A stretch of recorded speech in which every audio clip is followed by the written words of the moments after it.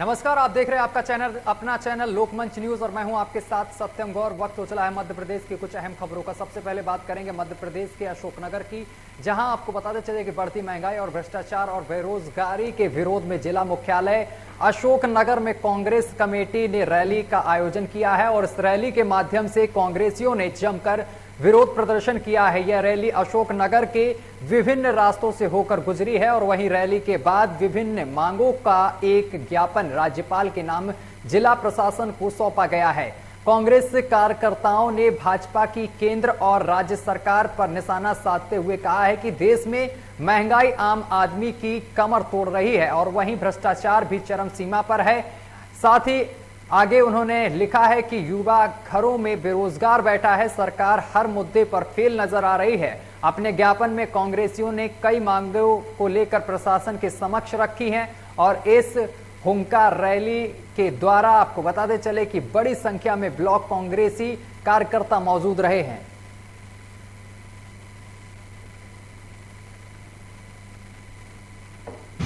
हमारे ब्लॉक स्तर पर हमने लगभग सभी कार्यकर्ता हमारे पदाधिकारी सबको आमंत्रित किया गया था। लगभग 400-500 कॉल किए गए थे और अभी क्या कुछ फसलें कट रही हैं, कुछ रात पटा वगैरह चल रहे हैं। और अगली खबर भी अशोकनगर से सामने निकल कर आ रही है, जहां पर नगर पालिका परिषद कार्यालय में यहां पर अचानक कलेक्टर उमा महेश्वरी के पहुंचने से नगर पालिका के सभी अधिकारी कर्मचारी हरकत में आ गए हैं।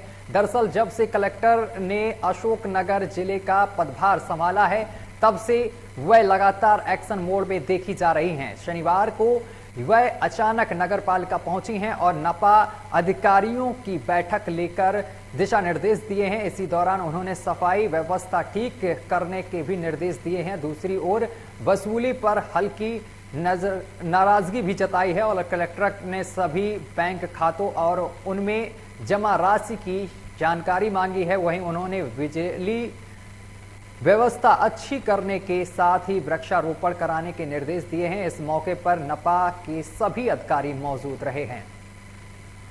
आज विभिन्न जो शासन की योजनाएं हैं और लोगों की जो मूलभूत सुविधाएं हैं, जैसे पानी है, साफ सफाई है, पानी की आपूर्ति है, ये कैसे मिल रहा है, उसकी सारी स्थितियां आज समीक्षा किया गया है। और इसके अलावा जो टैक्स कलेक्शन है जो नगर पालिका के लिए मेन है, तो क्योंकि इनकी आय बढ़ाना पड़ता है, तो टैक्स कलेक्शन का भी आज समीक्षा की गई है। और जिला मुख्यालय बलरामपुर के ऑडिटोरियम हॉल में बलरामपुर जिले के शासकीय उच्च मुख्य दुकान संचालकों की बैठक संपन्न हुई है। बैठक में प्रदेश महासचिव विजय धर्त लहरे ने बताया है कि उचित मूल्य दुकानदारों के विभिन्न समस्याओं एवं अधिकारियों द्वारा किया जा रहा आदेशा हस्तपन व्यापार से परेशान विक्रेताओं के द्वारा उग्र आंदोलन किया जाएगा। उन्होंने आगे बताया है कि 2020 में हम लोगों के द्वारा जान जोखिम में डालकर लॉकडाउन के दौरान राशन का वितरण किया गया था, लेकिन राशन के भारी कटौती कर कमीशन कुछ लोगों ने दिया और कुछ को आज तक नहीं मिल पाया है।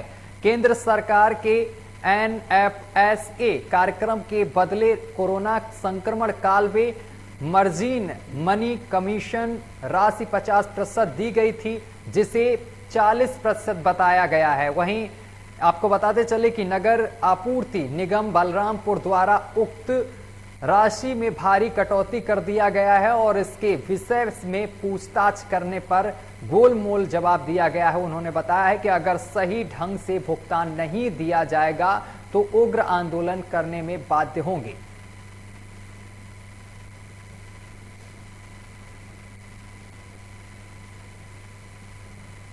और आपको बताते चले कि सरकार ने ग्रामीण क्षेत्रों में निवास कर रहे लोगों के लिए स्वास्थ्य के क्षेत्र में अनेकों योजनाएं बनाई हैं, जिनमें से एक जननी सुरक्षा योजना है, जिसका संचालन कागजों में तो बखूबी हो रहा है, लेकिन जमीनी स्तर पर हकीकत कुछ और ही बयां हो रही है। बलरामपुर जिले के वायडफ नगर ब्लॉक में जहां प्रसव के लिए अस्पताल आने वाली महिलाओं का प्रसव तो किया जाता है, लेकिन प्रसव के कुछ ही देर बाद उनकी छुट्टी कर दी जाती है और फिर शुरू होता है आंकड़ों की बाजीगिरी का खेल। आपको बताते चले कि यह जानकर हैरानी होगी कि अस्पताल में प्रसूता की छुट्टी कराने के बाद भी अस्पताल के चिकित्सकों के द्वारा फर्जी तरीके से उन्हें कागजों में 72 घंटे तक भर्ती दिखाया जाता है। अस्पतालों में भोजन तो नहीं मिल रहा है, बल्कि इनको प्रसव के बाद जल्द छुट्टी कर 72 घंटे तक फर्जी तरीके से भर्ती दिखाकर इस रसीद को डकार लिया जा रहा है। हालांकि बीएमओ साहब इतने बड़े गोलमाल की जानकारी नहीं होने की बात कहकर जांच करने और कार्रवाई करने की बात कहते हुए नजर आ रहे हैं, लेकिन अब देखना यह होगा कि खबर प्रकाशित होने के बाद भी संबंधित मामले में कार्रवाई होती है या फिर पर्दा डला इसी तरीके से काम चलता रहेगा। और अगली खबर दतिया से सामने निकल कर आ रही है, जहां पर यादव समाज को जातिगत गालियां देने के विरोध में करणी सेना पर एफआईआर दर्ज कराने के लिए यादव महासभा मध्य प्रदेश के सेवड़ा ब्लॉक अध्यक्ष जडेल यादव और प्रदेश उपाध्यक्ष केशव यादव के नेतृत्व में आईटीआई, आपको बताते चले कि यादव के नेतृत्व में शेवड़ा वाईएस तोमर को ज्ञापन दिया गया है और ज्ञापन सौंपने वालों में प्रमुख रूप से कल्याण सिंह यादव, घनश्याम सिंह और मोहित मोहन आदि तमाम लोग उपस्थित रहे हैं।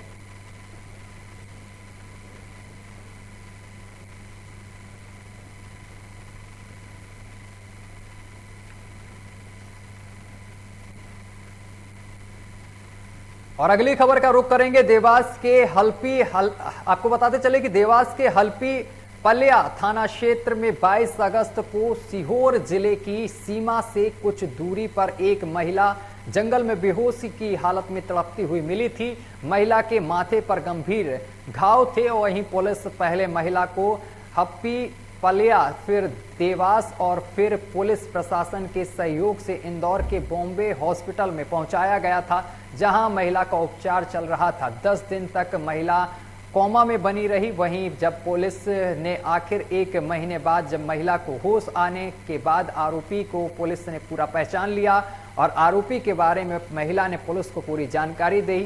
वहीं हमला करने वाला आरोपी और कोई नहीं था, खुद महिला का पति था।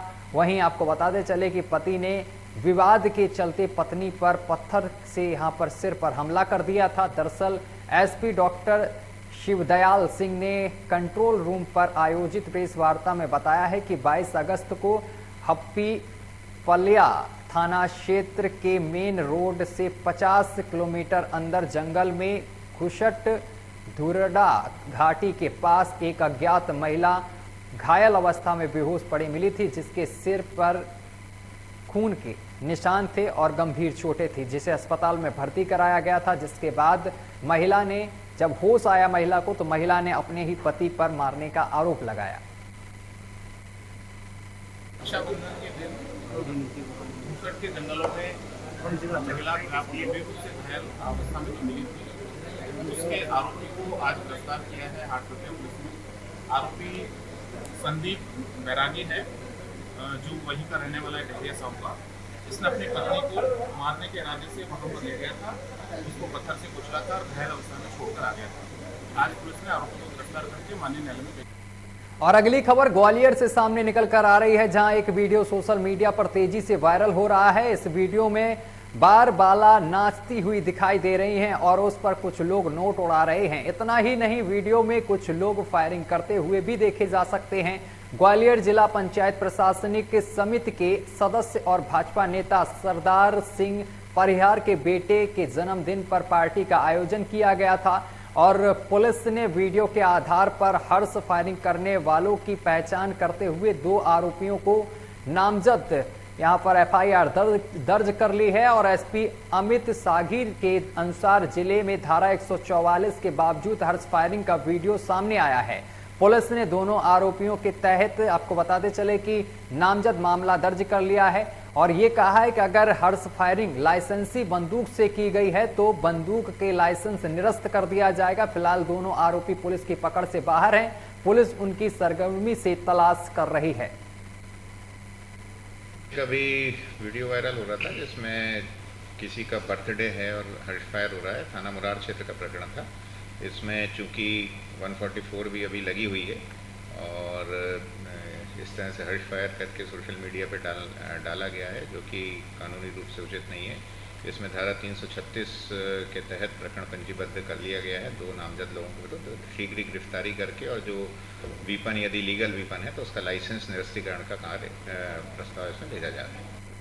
पूर्णिया सलीला मां नर्मदा के दक्षिण तट पर 16 दिवसीय पितृ पक्ष को लेकर हरदा जिला सहित आसपास के क्षेत्रों से भी अपने अपने पितरों को तर्पण कराने के उद्देश्य से विद्वान पंडित द्वारा विधि विधान से के साथ यहां पर तर्पण कराया जा रहा है। और इसी कड़ी में हंडिया के प्रसिद्ध रिद्धवेश्वर नर्मदा घाट पर पागल आश्रम द्वारा तर्पण कराई जा रही है। और पंडित मनीष दधीच ने चैनल से चर्चा में बताया है कि नर्मदा के दक्षिण तट पर तर्पण कराने से अपने अपने पितरों की आत्मा को शांति मिलती है और घर में सुख समृद्धि आती है।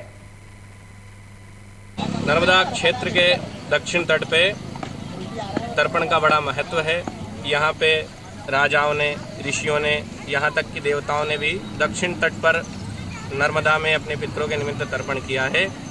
तर्पण का बड़ा महत्व है, इसका उल्लेख आपको स्कंद पुराण में भी देखने को मिल सकता है, आप जरूर उसका अध्ययन कीजिए। तर्पण से पितृ बड़े प्रसन्न होते हैं, क्योंकि 16 दिवस का जो समय है इसको पितृपक्ष कहा गया है।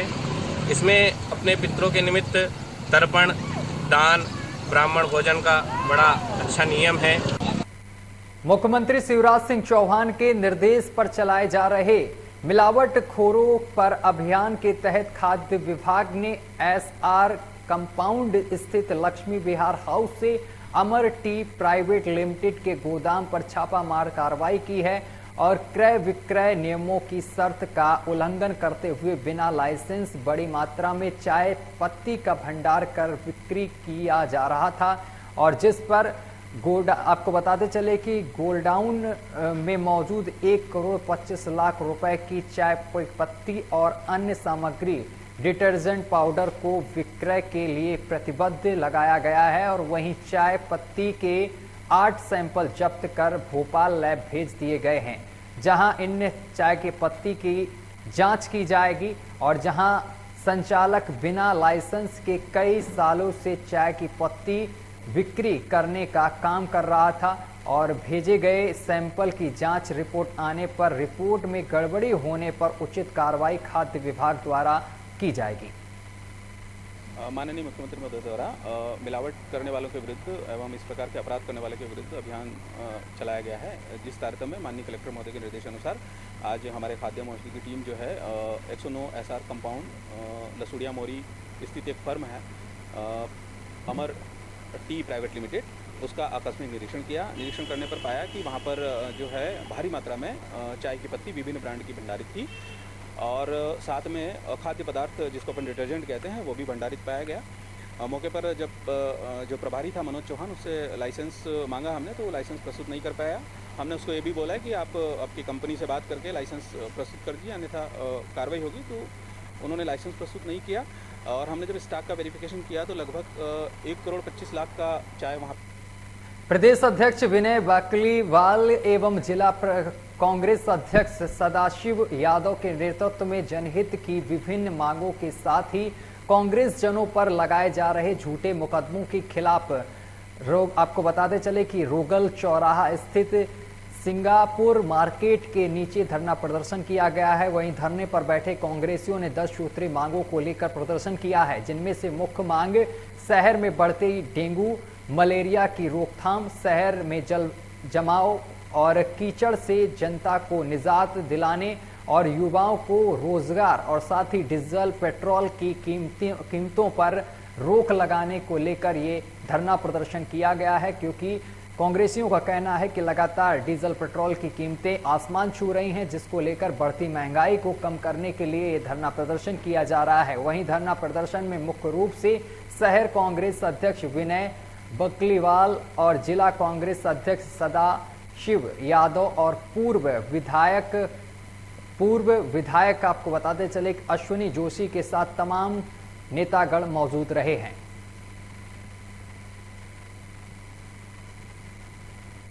और अगली खबर मध्य प्रदेश के आगर मालवा जिले के कोतवाली पुलिस को षड्यंत्र पूर्वक किए गए एक अंधे कत्ल का पर्दाफाश करने में सफलता हासिल हुई है। जमीन के लेन देन और मृतक द्वारा अपनी लड़की की शादी आरोपी के बेटे से कराने की बात से मुकरने पर कत्ल की वारदात को अंजाम दिया गया था। आरोपी ने षड्यंत्र करके 45 वर्षीय प्रहलाद की ट्रैक्टर चढ़ाकर हत्या कर दी थी, जिसमें मामला सामान्यतः एक्सीडेंट का प्रतीत हो और लेकिन कोतवाली पुलिस की सूझबूझ से अंधे कत्ल का खुलासा किया गया।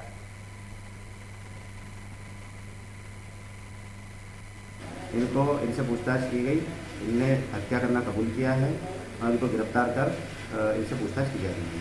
हत्या की वजह में अभी प्राथमिक रूप से ये पता चला है कि जो मृतक है उसने आरोपी ने मृतक से जमीन का सौदा किया था और दूसरा अपने लड़के के लिए मृतक की लड़की से संबंध की बात की थी। इस दोनों ही बात से मृतक मुकर रहा था। इस बात से लेकर उनने प्लानिंग के तहत इसकी और नैनपुर में ब्रॉडगेज रेल संघर्ष समिति द्वारा छिंदवाड़ा, सिवनी, माडला, बालाघाट, घासूर के अलावा विभिन्न आपको बताते चले कि स्टेशनों में रेल स्टेशन प्रबंधन का रेल चालू ना होने पर ज्ञापन दिया गया है। इसी कड़ी में नैनपुर में रेल स्टेशन प्रबंधन चरणजीत सिंह को भी रेल मंत्री के नाम यहां पर ज्ञापन सौंपा गया है। बताते चले कि कुछ दिन पहले भी समिति द्वारा रेल मंत्रालय को जबलपुर से गोदिया, मंडला से गोदिया और जबलपुर के लिए ट्रेन शुरू करने के लिए ज्ञापन दिया गया था, जिसमें कहा गया था कि अगर पैसेंजर ट्रेन जल्द चालू नहीं होती है तो समिति द्वारा उग्र आंदोलन किया जाएगा। उसी कड़ी में आज फिर ब्रॉडगेज रेल संघर्ष समिति ने नैनपुर नगर अध्यक्ष मनमोहन राय, संयोजक अनिल ने यहां पर रेल मंत्री के नाम ज्ञापन दिया है कि 2 अक्टूबर से धरना प्रदर्शन के साथ भूख हड़ताल और आमरण अनशन किया जाएगा, जिसकी पूरी जिम्मेदारी रेल प्रशासन की होगी। नगर के सभी व्यापारी बंधु, मीडिया बंधु और किसान संगठन के लोग उपस्थित रहे। द्वारा जो आप लोगों ने ज्ञापन सौंपा गया है, मैं डिप्टी एसएस चंद्रजीत सिंह, आप लोगों का ये ज्ञापन हम उच्च अधिकारी तक पहुंचा देंगे और जल्द से जल्द जैसे ही हमें आदेश मिलता है ट्रेन प्रारंभ होने का, हम आप तक इस सूचना को आप तक पहुंचा देंगे। पड़ रहा है आर्थिक और मानसिक रूप से सारे हिसाब से हम लोग लगातार पीछे जा रहे हैं और साथ में मानसिक कोई भी एक भी यात्री ट्रेनों का संचालन नहीं हो रहा है और जो कि मुख्य धारा से जोड़ता है वो नॉर्थ से साउथ की तरफ हमारी ट्रैक ले जाती है और उसके संचालन नहीं होने से सारे एरिया में पूरा हमारा क्षेत्र जो है विकास से पीछे। गौरझामर वन परिक्षेत्र के ग्राम चरगुआ सर्किल की करोदिया क्षेत्र की वन भूमि में अवैध कब्जा करके खेती कर रहे 19 आदिवासी परिवारों की झुग्गी झोपड़ियां वन अधिकारियों ने जलाने का मामला तूल पकड़ गया है। वन अधिकारियों की इस बर्बरतापूर्ण कार्रवाई को लेकर विधायक हर्ष यादव ने मौके का जायजा लिया है और पीड़ित आदिवासी परिवार से मिले और उनको भोजन की व्यवस्था की। उनके साथ वन अधिकारियों द्वारा किए गए अत्याचार को लेकर वन अधिकारियों पर आपराधिक मामला दर्ज कराने और उनके परिजनों को राहत देने तथा शीघ्र पट्टे देने की मांग की गई है। और पूरे मामले का तूल बनने के बाद जिला प्रशासन के मुखिया कलेक्ट्रेट दीपक आर्य व एसपी अतुल सिंह एवं दक्षिण वन मंडल के डीएफओ नवीन गर्ग ने मौके पर पहुंचकर आदिवासियों की जलाई गई झोपड़ियों का जायजा लिया है एवं उनसे चर्चा की है। ये मैं कार्रवाई के नियम पे बात नहीं करूँगा, लेकिन ये जो आगे की बात है जो इन्होंने जिस तरीके से किया है वो अमानवीय है और इस प्रकार की घटना को किसी भी तरीके से विधि सम्मत नहीं बनाया जा सकता है। और चूँकि घरों में आग जो लगाई गई है वो पूर्ण रूप से अमानवीय कृत्य है और इसकी संबंध में कि कौन कौन इसमें जिम्मेदार है, इस संबंध में एसडीओपी और एसडीएम को जिम्मेदारी दी गई है। वो इसमें देखेंगे कि जिम्मेदार व्यक्ति कौन कौन है, घटनाक्रम पूरा क्या रहा और घटनाक्रम के पीछे कारण क्या था, और जिसमें जो भी दोषी पाए जाएंगे उनके खिलाफ कार्रवाई की जाएगी। अभी एक बेहद शर्मनाक घटना है।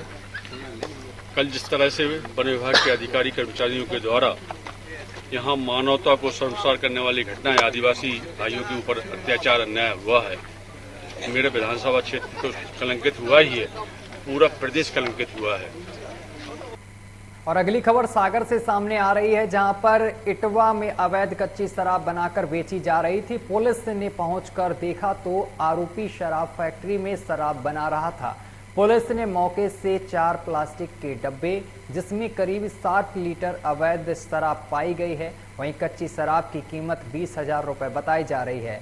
मालथौन टीआई शकुंतला बमनिया को सूचना मिलते ही तत्काल एक्शन लिया और अवैध कच्ची शराब पर धावा बोल दिया और आरोपी सहित 60 लीटर अवैध कच्ची शराब पकड़ ली गई है, जिसमें आरोपी के पिता की उम्र 45 वर्ष निवासी बताई जा रही है।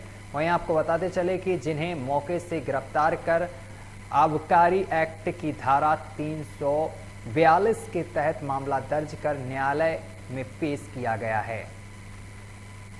हाँ, आज ये मुख्य द्वारा सूचना मिली थी आज प्रातः कि कुछ लोग इटवा ग्राम का जो जंगल है वहाँ पर अवैध शराब कच्ची बनाते हैं, जिसकी सूचना पर आज वहाँ पर पहुँचे थे और कुछ अवैध शराब बनाने वाली जो सामग्री है वो जब्त की है और इसमें आरोपी है सिद्धू पिता कल्ले पटेल निवासी इटवा ग्राम का ही है, जो इस तरह का अवैध शराब बना रहा था, जिसके कब्जे से लगभग 60 लीटर कच्ची शराब जब्त की गई मौके पर ही और थाने लाए गए हैं और अपराध प्रकरण पंजीबद्ध कर विवेचना में लिया गया और आरोपी को गिरफ्तार कर माननीय न्यायालय पेश किया जा रहा है। खनियाधान में सरकार द्वारा आधार की अनिवार्यता पर मोहर लगाने के बाद इस बनाने को लेकर लोगों में आपाधापी की स्थिति बनी हुई है। इसका फायदा कुछ लोग जमकर उठा रहे हैं। खनियाधान में आधार कार्ड बनवाने में अवैध वसूली का धंधा जोरों पर चल रहा है। नगर में बन रहे आधार कार्ड केंद्रों पर आधार कार्ड बनाने वाले ऑपरेटर आने वाले लोगों से आधार कार्ड बनवाने के एवज में 500 रुपए से लेकर 1000 रुपए तक की अवैध वसूली कर रहे हैं। इतना ही नहीं, नया आधार कार्ड बनवाना हो या पहले से बने आधार कार्ड में संशोधन कराना हो तो इन ऑपरेटर्स दलालों के माध्यम से जमकर हजारों रुपए वसूले जा रहे हैं। लोगों से 1000 से 500 रुपए वसूले जा रहे हैं। आधार कार्ड बनवाने आए लोगों ने बताया है कि खनियाधान में आधार कार्ड बनवाने वालों की जेब पर खुलेआम डाका डाला जा रहा है और इस कारण कि उनकी कोई सुनवाई नहीं हो रही है। मनमानी का आलम यह है कि नगर में 2 जगह आधार कार्ड बन रहे हैं और दोनों जगह बराबर धड़ल्ले से मुंह मांगा पैसा लेकर आधार कार्ड बनाया जा रहा है।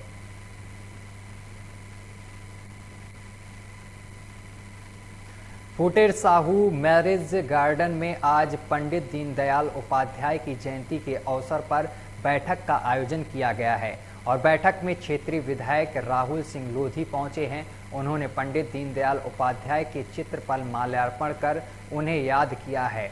उन्होंने कहा है कि पंडित दीनदयाल उपाध्याय ने भारतीय जनता पार्टी में जमीनी स्तर से कार्य किया है और पार्टी में काफ़ी मेहनत की है। पार्टी उनके पद चिन्हों पर चल रही है और इस दौरान पंडित दीनदयाल उपाध्याय की जयंती का कार्यक्रम रखा गया था, जिस दौरान उन्होंने ग्राम में लोगों की समस्याओं को सुना और निराकरण करने के लिए अधिकारियों से बात की है और कार्यकर्ताओं से इस दौरान उन्होंने मुलाकात की है। उन्होंने आगे कहा है कि प्रत्येक पंचायत में गौशाला बनाई जाएगी, जिससे मवेशियों के कारण किसानों को हो रही परेशानियों से छुटकारा मिलेगा और खरगापुर विधानसभा क्षेत्र का चौतरफा विकास होगा।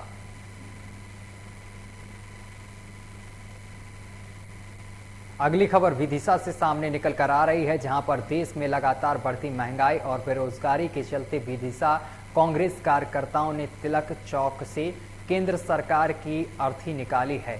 विरोध के दौरान एक कांग्रेस कार्यकर्ता ने अपना सिर भी मुड़वाया और कांग्रेस के युवा नेता शिवेंद्र प्रताप सिंह ने बताया है कि देश की सरकार सिर्फ 2 ही व्यक्ति चला रहे हैं, नरेंद्र मोदी और अमित शाह।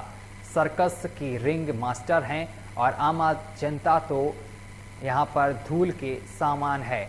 और तिलक चौराहे से रैली निकालकर माधवगंज ले जाया गया है और जहां धरना प्रदर्शन भी किया गया है। धरने में कांग्रेस अध्यक्ष और विदिशा विधायक ने प्रदेश और केंद्र सरकार को कोसा है और बढ़ती महंगाई पर रोक लगाने का आग्रह किया है।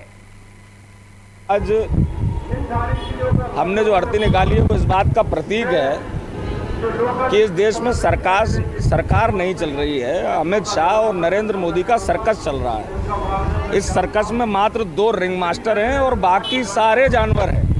ये अपने पार्टी के नेताओं को, मंत्रियों को भी जानवर समझते हैं और जनता तो इनके लिए धूल के समान है। तो ऐसे आदमी की हमें कोई आवश्यकता नहीं है, भले ही वो देश के सर्वोच्च पद पे बैठा हो। इसलिए आज हमने उसकी अर्थी निकाली है। एक लड़के ने अपने सर के बाल अर्पित करे हैं और उनका श्राद्ध मनाया गया है। ऐसे प्रधानमंत्री की देश की जनता को कोई आवश्यकता नहीं है जो कभी भी देश की मूलभूत समस्याओं के बारे में एक शब्द नहीं बोलता।